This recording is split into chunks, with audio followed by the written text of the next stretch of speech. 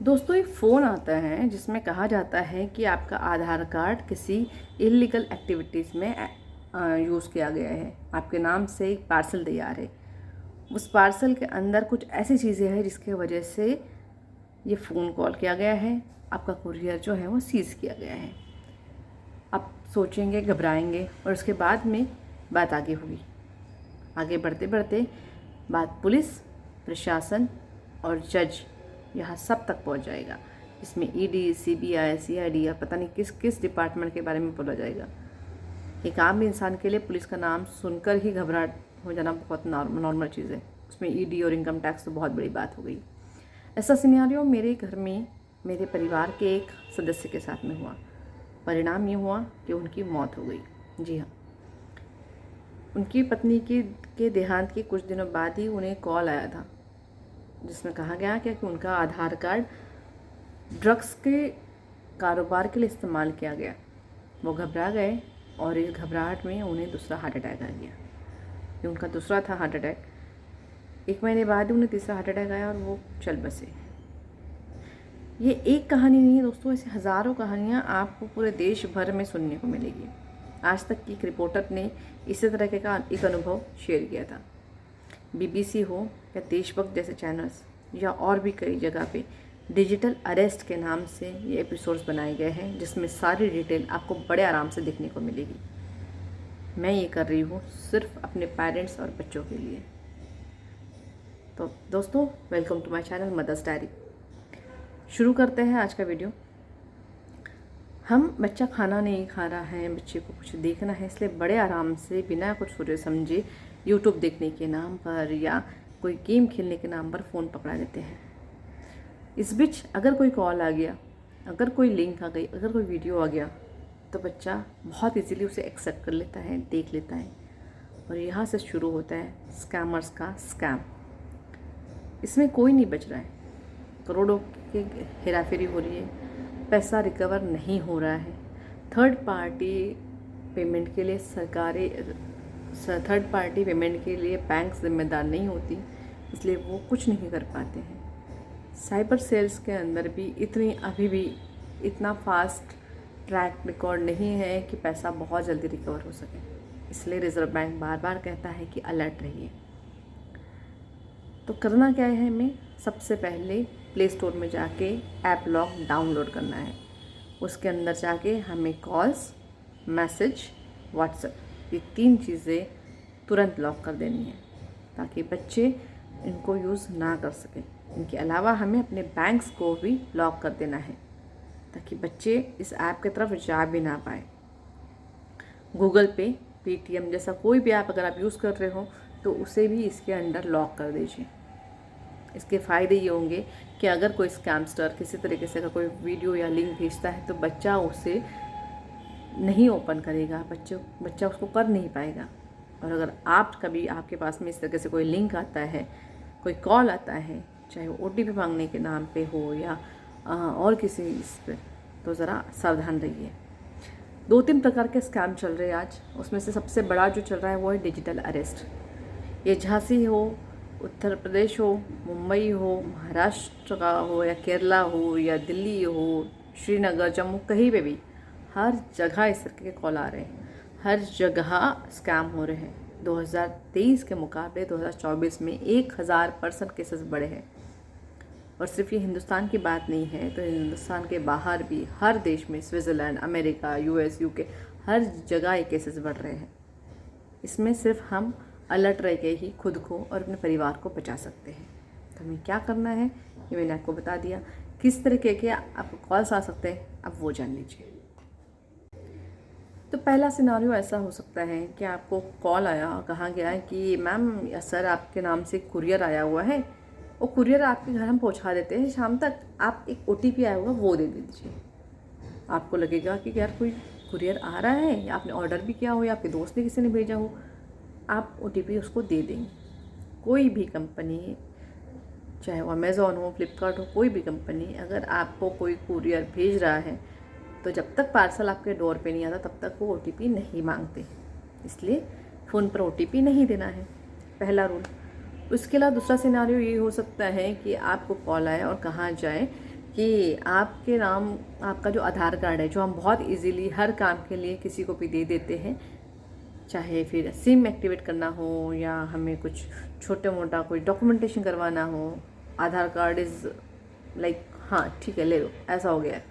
हर किसी के पास में हमारा आधार कार्ड है, हमारा पैन कार्ड है, वो यूज़ हो रहा है, वो मनी लॉन्ड्रिंग में यूज़ हुआ है, उससे ड्रग्स की सप्लाई हुई है, ईडी से लोग आपको कॉल कर सकते हैं, आपको इनकम टैक्स से कॉल आ सकता है, और आपको ये भी कह सकते हैं वो लोग कि आपको फलाने पुलिस स्टेशन के अधिकारी फ़ोन करेंगे, आपको कैमरा ऑन रखना है, आपको हिलना, बिल्कुल जगह से हिलना नहीं है, वहीं रहना है। आपको पुलिस दिखेगी, आपको वहाँ पे जज दिख सकते हैं, वहाँ पे बाकायदा हियरिंग हो सकती है, आप कार्रवाई हो सकती है आगे की। 7-7 दिन लोग डिजिटल अरेस्ट में रह चुके हैं। नोएडा की डॉक्टर की कहानी ऐसी ही थी।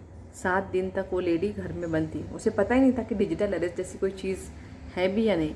उस पर कार्रवाई हो रही है, दरवाजे बंद, खिड़कियाँ बंद, वहीं पे रहना है, सारे एफडीज क्लियर करने हैं और उनको पैसे भरने थे।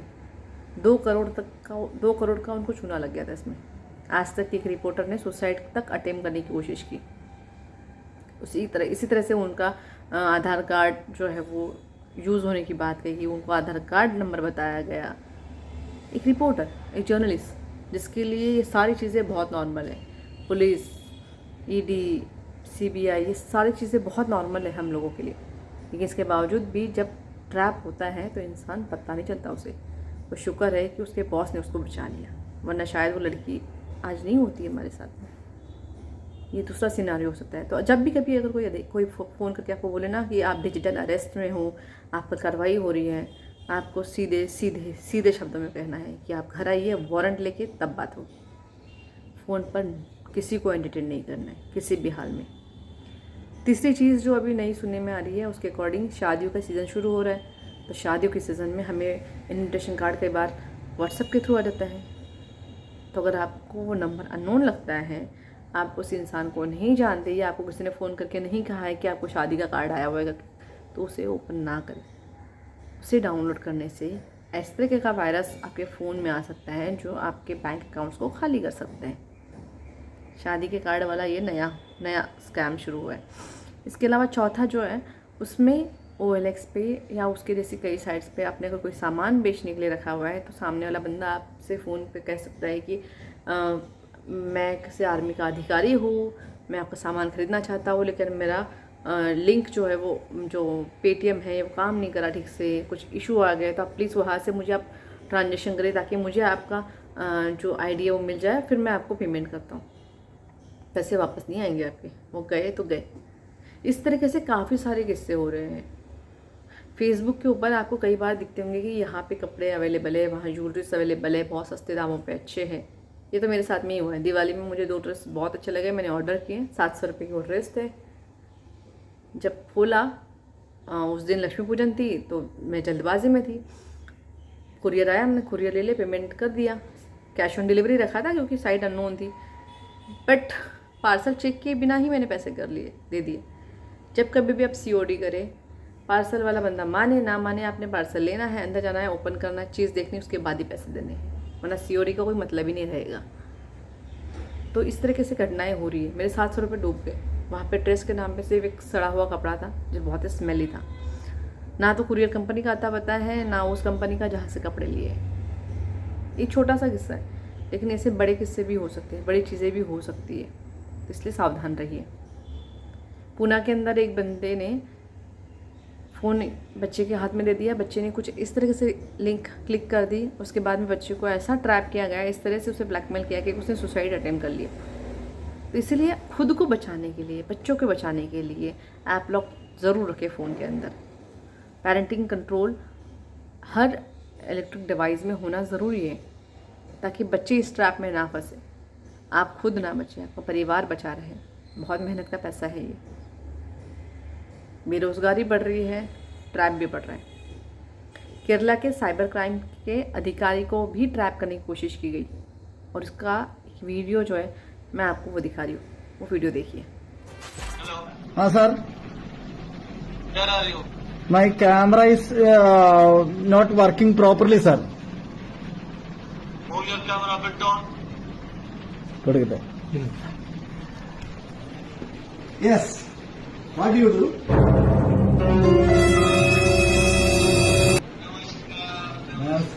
नमस्कार. ये छोड़ दो भाई, ये काम छोड़ दो, आपको अच्छी तरह से नहीं चलेगा, समझा? आपका लोकेशन मुझे मिला है, आपका एड्रेस मुझे मिला है, सब कुछ मुझे मिला है. ये साइबर सेल है भाई. क्या देखो, ये साइबर सेल है. ഭയങ്കര തമാശയാ ആള് മാറിപ്പോയി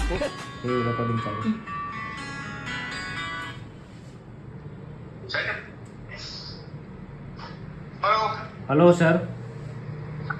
या विजय. Yes sir. तो ये वेरिफिकेशन पॉलिसी आपने आपको वेरीफाई कर लिया है. तो अभी मैं आपको स्टेटमेंट लाइन से कनेक्ट करूंगा. वहां पर मुझे बताइए क्लियर टू क्लियर आपके साथ हुआ गया है और उसके बिहाफ पे आपके आधार कार्ड मिसयूज की कंप्लेंट रजिस्टर की जाएगी और आपको यहाँ से कंप्लेंट कॉपी प्रोवाइड की जाएगी. ओके, सो आप मेरे साथ लाइन पर रहिए. ठीक है सर.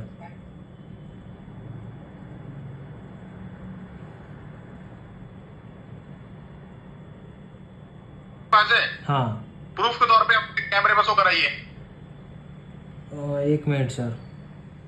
तो देखा आपने, स्कैम बढ़ता जा रहा है, बहुत तगड़ा बढ़ रहा है.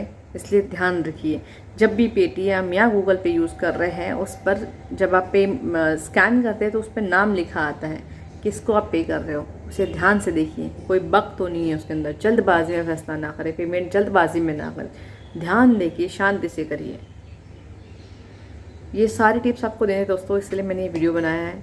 इसका और कोई इंटेंशन नहीं है. प्लीज़ ज़्यादा से ज़्यादा लोगों को ये वीडियो भेजिए, उन्हें भी सतर्क करिए, ताकि आपके आसपास ऐसी कोई मिसहैपनिंग ना हो जो हमारे साथ में हुआ, ऐसी कोई दुर्घटना ना हो जो बाकी लोगों के साथ में हुई है. सावधान रहना, ये एक ही रास्ता है. पुलिस प्रशासन या साइबर सेल अपनी तरफ से कोशिश कर रहे हैं, लेकिन ये इतना आसान नहीं है. इसलिए बस अलर्ट रहिए, ध्यान से रहिए. जितने मेहनत से पैसा कमा रहे हैं उतने ही मेहनत से वो यूज़ हो, इस पर कंट्रोल रखिए. अपने फ़ोन डिवाइस को अलर्ट रखिए, सावधान रहिए. अपने बच्चों को इस बारे में बताइए, उन्हें बताइए कि कोई भी कॉल इस तरह से नहीं लेना है. अगर आपको अननोन लगता है या नंबर में गड़बड़ लगती है तो मत उठाइए. सामने वाले की बात करने के तरीके से आप समझिए कि वो क्या बोलना चाहता है. उसका कॉन्फिडेंस शायद आपको. स्कैम का एक और तरीका है, आपको एक मैसेज आ सकता है बैंक के थ्रू कि आपको कुछ अमाउंट क्रेडिट हुआ है. उसके थोड़ी देर बाद ही आपको एक कॉल आएगा.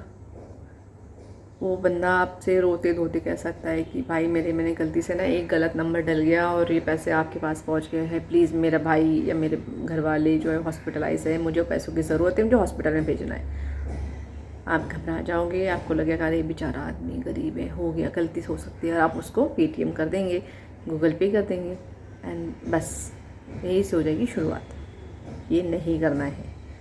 जब कभी अगर आपको लगे कि बैंक का कोई मैसेज आया हुआ है जिसमें क्रेडिट हुआ है कुछ अमाउंट और वो उस अमाउंट की आपको कोई उम्मीद नहीं थी, मतलब कोई सैलरी से नहीं आया हुआ या कोई अननोन है, you must go and check your bank account. कहीं आपके बैंक अकाउंट में पैसे आए हैं या नहीं. अगर वो स्कैमस्टर होगा तो आपके बैंक अकाउंट में कोई पैसा नहीं दिखेगा. और अगर आपको फिर भी अगर आपका टाइम नहीं मिल रहा है कि आप बैंक अकाउंट चेक करें, तो आपको बहुत सिंपल सी चीज़ करनी है. आपने उस बंदे से कहना है कि आप अपना बैंक अकाउंट नंबर मुझे दीजिए, डिटेल दीजिए, मैं आपको पैसे भेज देता हूँ या भेज देती हूँ. बंदा अगर नहीं दे रहा है, हेजिटेट कर रहा है, आपको बोल रहा है कि मेरा अकाउंट में कुछ इश्यूज़ है, KYC नहीं हुई है, जो भी कुछ भी अगर बताता है, आपको विश्वास नहीं करना है. आपको बस ये सोच लेना है कि ये पैसा जो है वो गड़बड़ है, ये बंदा गड़बड़ है और आपको वहाँ से निकल जाना है. आपको फ़ोन कट करना है, आपको उसको कॉल को ब्लॉक कर देना है. बस यही तरीका है दोस्तों.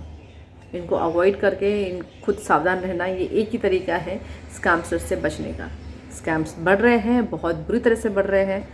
अलर्ट रहोगे तो ही बचे रहेंगे, आप भी, आपका परिवार भी.